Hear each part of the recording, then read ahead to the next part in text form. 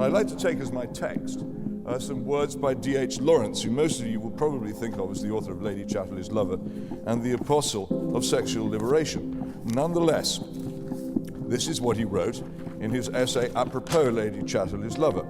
It is marriage, perhaps, which has given man the best of his freedom, given him his little kingdom of his own within the big kingdom of the state, given him his foothold of independence on which to stand and resist an unjust state.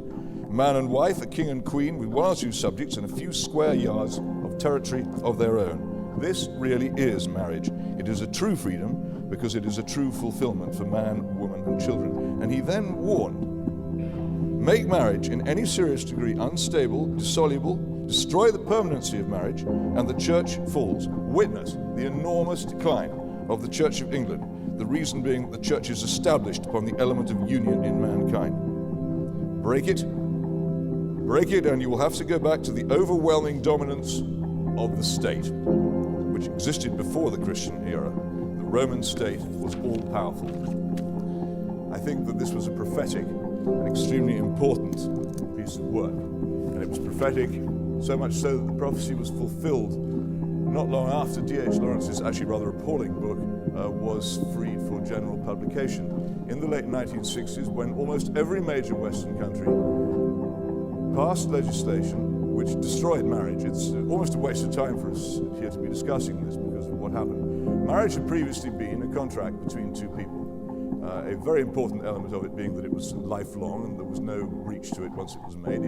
It did mean, whatever Germain said, it did mean until death us do part. It did mean so long as ye both shall live. And this was very much the case in the England in which I grew up. What the laws passed, the Divorce Law Reform Act of 1968 in this country, similar legislation in the United States, what it meant was that if one party to that marriage, one party to that solemn mutual oath of lifelong partnership, if you like, if one party decided that they were no longer prepared to hold to that oath, the state would burst into their home, if necessary, and drag away the person who wanted to keep the oath. Anyway, this is an extraordinary position. In any other area of law, if two people make an agreement to do something, to sign a contract, and one of them breaks it, they go to the court in the state to enforce it. But since 1968, what the state has done is actually actively intervene to force that contract apart and to break it. This is an enormous interference and interruption in private life by the state. It's had huge consequences, which I shall come to in a moment. But fundamentally what it has meant is that the state's interference in private life has grown immensely, and the one institution, hated, by the way, by the Soviet Union and the communist countries before the fall of the Berlin Wall, the one institution which actually stood outside the state and provided a huge area of private life and independence, has been under immense attack. It's not surprising, if you examine the statistics of marriage carefully now, that so many people no longer get married at all. It is increasingly common for people to cohabit without marrying.